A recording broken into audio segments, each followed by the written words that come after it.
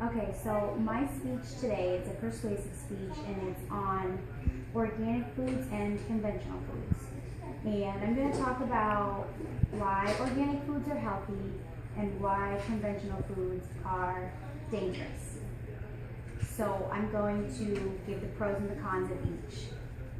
So for example, if I have an apple in my hand and it's conventionally grown, and I have an apple in this hand and it's organically grown, well, when you look at them, they're both red, they're both firm, they're both shiny, so they're both apples. They both have nutrients and vitamins. I'm sorry, not vitamins, fiber, and they're both fat-free, sodium-free, and they have no cholesterol. So, how do you know which apple to choose? Well, I'm going to let you know that. So, organic food is pricier, but the question is it worth it? And the answer is yes. And the reason why is organic food, the word organic comes from when farmers grow their crops or their agricultural crops, such as fruits, vegetables, whole grains, dairies, and meats, they use organic fertilizer. So there's no pesticides, there's no additives, there's no hormones, there's no antibiotics in them. So they're 100% natural and they're good for you, they're good to eat, they're healthy fruits. And the reason why they're so good is because when you're eating vegetables and fruits, you're putting good into your body. So whatever good you put in, you get out good.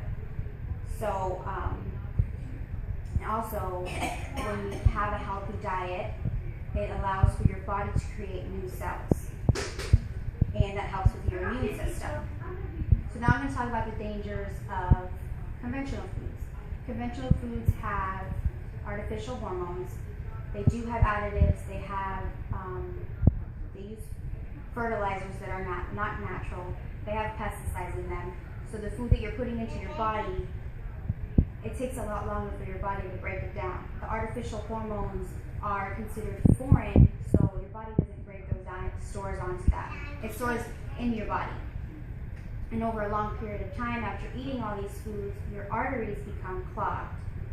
So not only do conventional foods lead to obesity, it leads to ovarian cysts, cancer, and a lot of severe health issues. Kidney stones and liver failure. So it's very important to stay away from these foods because if your arteries are clogged, that means that blood isn't getting to your body. So ultimately it leads to stroke and a heart attack. So what they do is, in these conventional farms, they inject the cows and the chickens with these artificial hormones. And the soil that they use for the fruits is fertilized, so it's bad for you.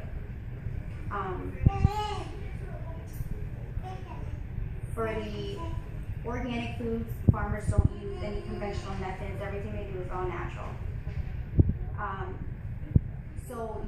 How do you know?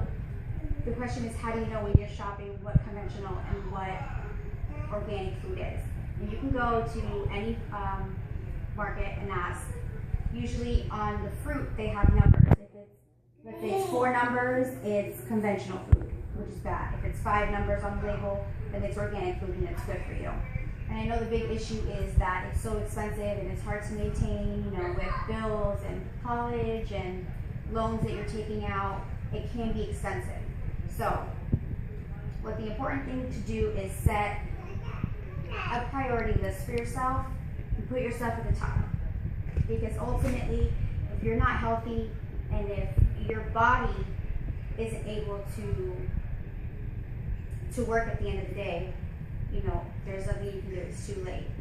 So right now is when you need to make a change in your food.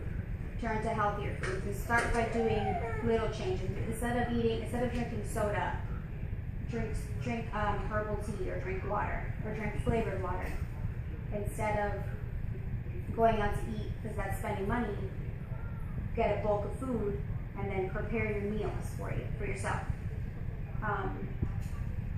So ultimately, it comes down to you, because there's no diet pill, there's no surgeon, there's no plastic surgery that can get you a healthy body. You yourself have to put in the work that you're wanting to get. So,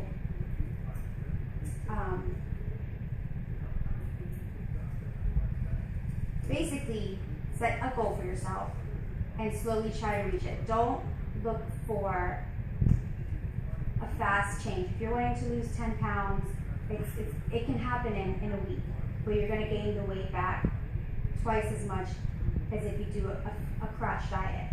If you make a lifestyle change starting now, and you eat healthier, drink more water, exercise regularly, that's what's going to get you a healthy and to live a longer life. So, ask yourself, what would you rather do?